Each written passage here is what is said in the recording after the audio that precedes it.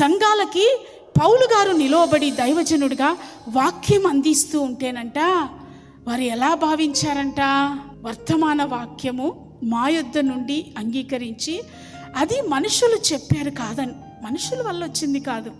జ్యోతక్క బోధిస్తుంది కదా, జ్యోతక్క నోటి నుండి వచ్చిన మాట కాదు ఇది. ఏ మాటగా భావించారంట? దేవుని యొద్ద నుండి వచ్చిన వాక్యంగా భావించి దానిని అంగీకరించినందువల్ల ఆ వాక్యం విశ్వాసుల్లో కార్యసిద్ధి కలుగ చేస్తూ వచ్చిందంట.